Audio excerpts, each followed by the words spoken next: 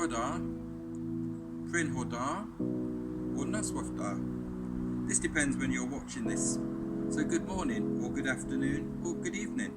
Welcome to Swansea Citadel.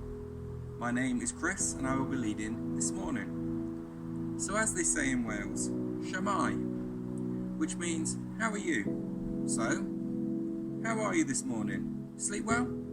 Feeling refreshed? Had a good week? So are you thinking this morning, good morning Lord? Or are you thinking, good Lord, it's morning?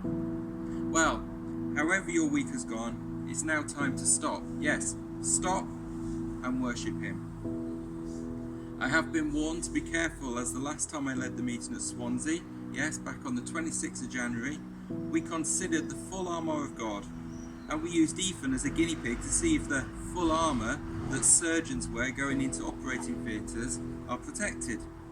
As you can see in the picture, Ethan was protected and we proved it worked. But only a few weeks later, this pandemic started and we have all been wearing PPE to protect us.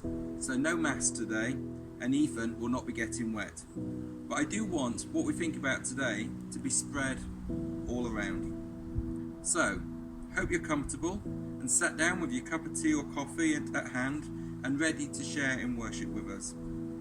Let's start with Song 25 in the Songbook and sing along with this great song, reminding us God's love and how wonderful it is for all of us. God's love to me is wonderful, that He should deign to hear the faintest whisper of my heart, wipe from mine eyes the tear, and oh, I cannot comprehend such love, so great, so deep, in His strength my soul I trust. He will not fail to keep God's love to me is wonderful. God's love to me is wonderful. Wonderful that He should give His Son to die for me. God's love is wonderful, wonderful. God's love to me is wonderful, like very steps of light. When mists of doubt encompass me, I hold my Father's hand. His love has banished every fear. Freely of I rejoice, and with my quicker gaze I hear the music of His voice. God's love to me is wonderful. God's love to me is wonderful. Wonderful that He should give His Son to die for me. God's love is wonderful, wonderful. God's love to me is wonderful. He lights the darkest way. I now enjoy His fellowship, thrill lost through endless day. My Father doth not ask that I praise Him. His lost in this love, but on me that I love Him too. And suddenly God's love to me is wonderful. God's love to me is wonderful. Wonderful that He should give His Son to die for me. God's love is wonderful, wonderful, wonderful, wonderful. God's love is wonderful, wonderful. Wonderful that He should give His Son to die for me. God's love is wonderful,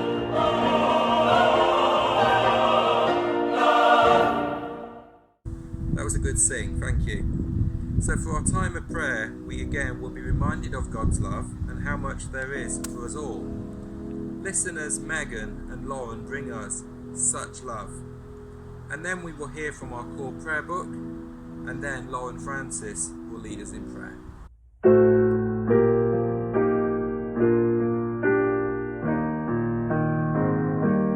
such love, pure as the white snow,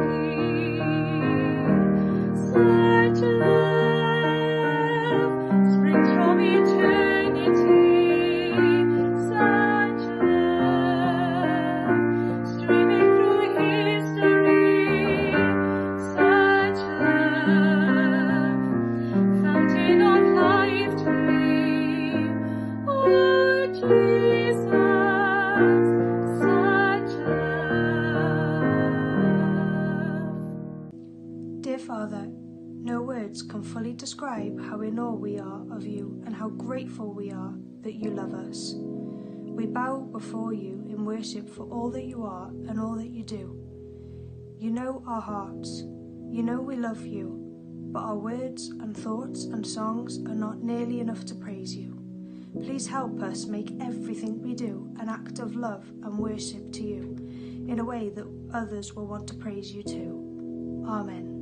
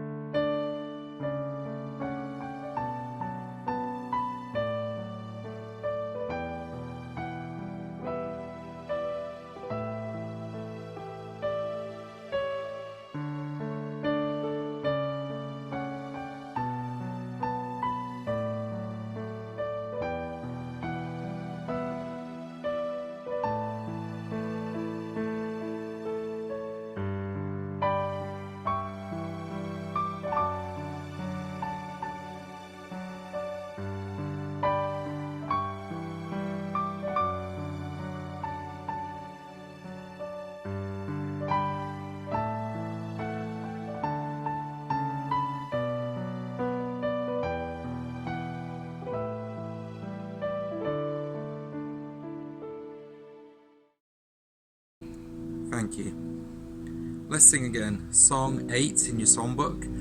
We're just going to sing the first 3 verses. And don't forget to clap your hands in the chorus. Thank you.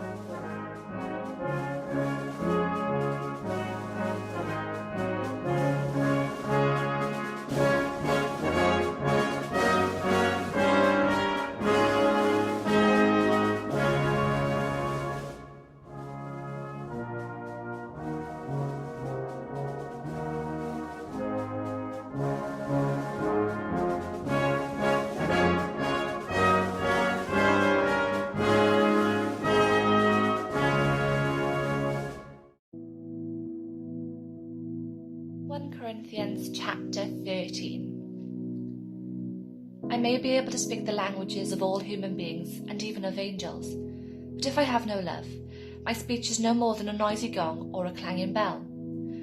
I may have the gift of inspired preaching. I may have all knowledge and understand all secrets. I may have all the faith needed to move mountains, but if I have no love, I am nothing. I may give away everything I have, and even give up my body to be burned, but if I have no love, this does me no good. Love is patient and kind. It is not jealous or conceited or proud. Love is not ill-mannered or selfish or irritable. Love does not keep a record of wrongs. Love is not happy with evil, but is happy with the truth. Love never gives up, and its faith, hope and patience never fail. Love is eternal. There are inspired messages, but they are temporary. There are gifts of speaking in strange tongues, but they will cease.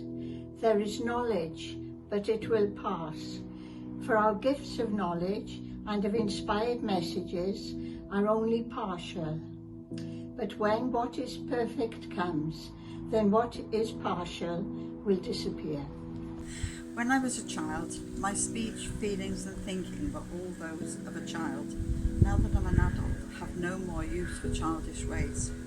What we see now is like a dim image in a mirror, and then we shall see face to face. What I know now is only partial, then it will be complete as God's knowledge of me. Meanwhile, these three remain: faith, hope, and love. And the greatest of these, love. So, have you worked out the theme yet? It's all about love. So we're going to look at this in two ways this morning. I promise you, no long sermon, so don't panic. If you consider lots of the songs in the charts over the years, some of the greatest musicals and films that have been made, we see that many consider this theme of love.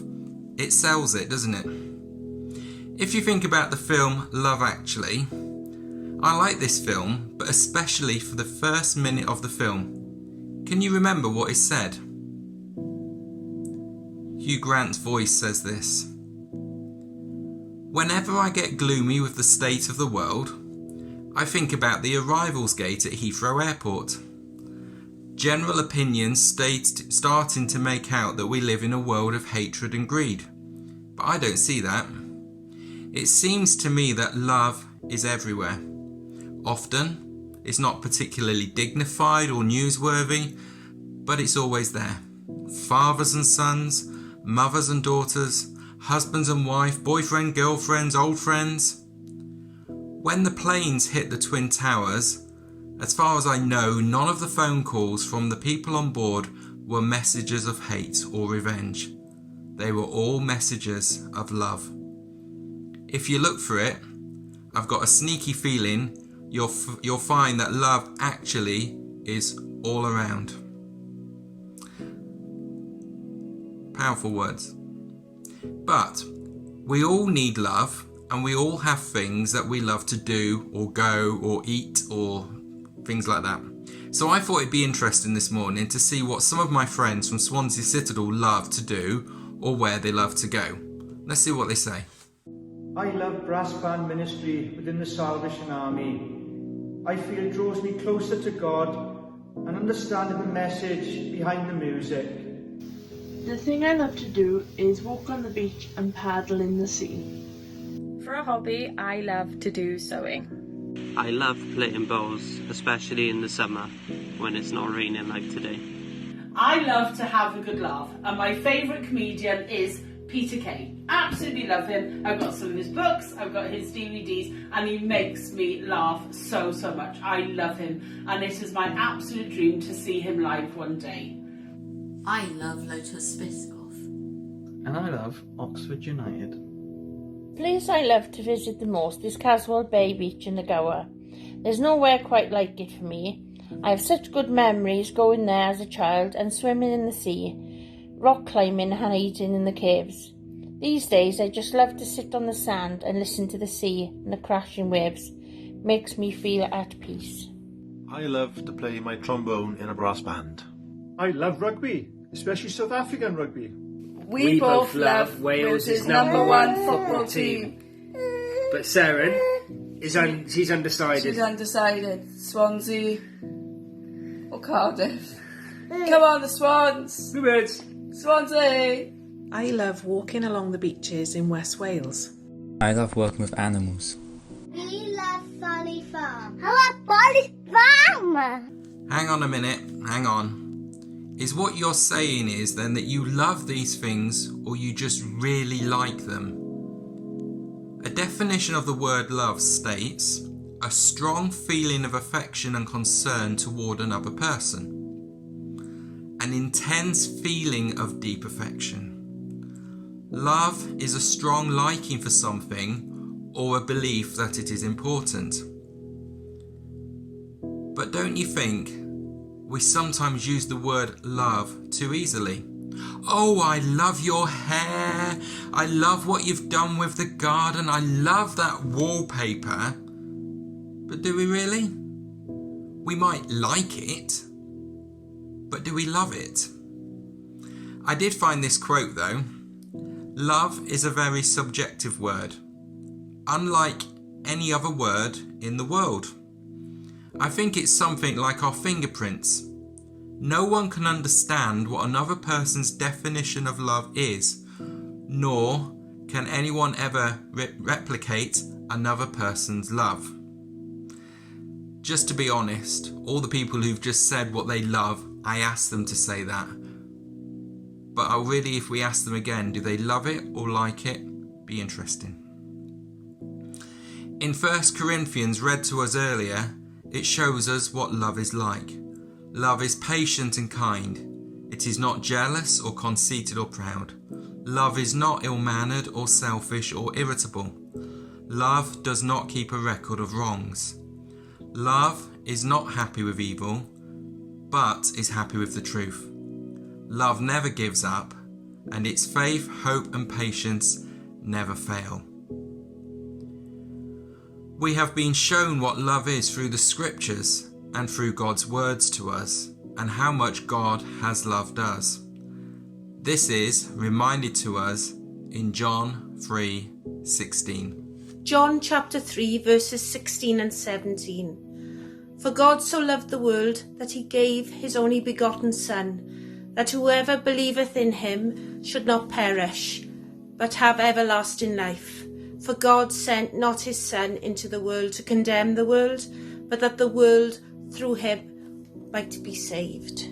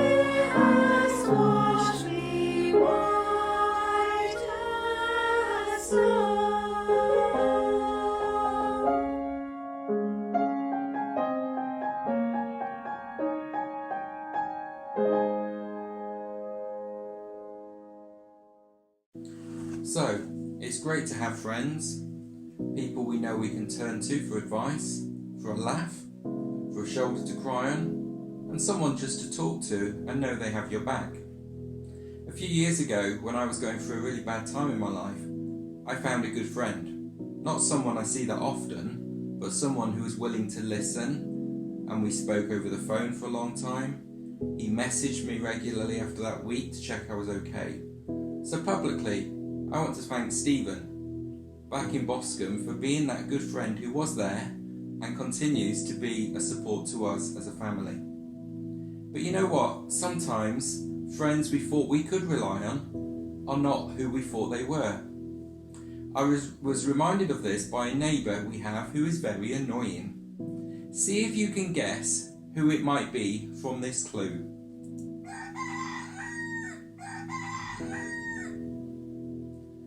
So, I haven't seen him, but he obviously didn't go to cockerel school because they should crow in the morning. Not him. He crows morning, lunchtime, afternoon, evenings. He doesn't care. But listening to him the other lunchtime while pegging out the washing, it reminded me of the story in the Bible about Peter, one of his disciples, and denying Jesus before the cockerel crows. Well, we also know that Jesus questioned Peter about his love for him. Let's hear that part of the story. After breakfast, Jesus said to Simon Peter, Simon, son of John, do you love me more than these? Yes, Master. You know I love you. Feed my lambs. He then asked the second time, Simon, son of John, do you love me? Yes, Master. You know I love you. Shepherd my sheep. Then he said it a third time, Simon, son of John, do you love me? Peter was upset that he asked for the third time, do you love me? So he answered, Master, you know everything there is to know. You've got to know that I love you. Feed my sheep. I'm telling you the very truth now. When you were young, you dressed yourself and went wherever you wished. But when you get old, you'll have to stretch out your hands while someone else dresses you and takes you where you don't want to go. He said this to hint at the kind of death by which Peter would glorify God. And then he commanded, follow me. So Jesus wanted to know how much Peter loved him. And later in the story we do hear about the pesky cockerel, which reminded Peter of other times spent with Jesus and how Jesus knew that Peter would deny knowing him. How easy is it to say, we love Jesus, and then deny him in the next sentence? Over this period of lockdown, when we haven't been able to go to the meeting or to church, not seen family and friends as easy, and missed taking part in activities, how easy it could have been to deny the God we serve and forget about our Christian lives. But even if we deny him or stop loving him, we are reminded in Romans. Today's Bible reading is from Romans chapter 8 verses 38 and 39, and this is the Message translation. None of this phases us because Jesus loves us. I'm absolutely convinced that nothing living or dead, angelic or demonic, today or tomorrow, high or low, thinkable or unthinkable, absolutely nothing can get between us and God's love because of the way that Jesus, our Master, has embraced us. God knows everything. He knows what we are thinking and how we are acting. And you know what? He still loves us and forgives us and wants us. Let us this week remember to let God know that we love him and not deny him to our friends and family or work colleagues. A favourite songs to piece, which has become a favourite to many, sums up what I've been saying today. Use this song as our songs to sing to rededicate yourself to him today.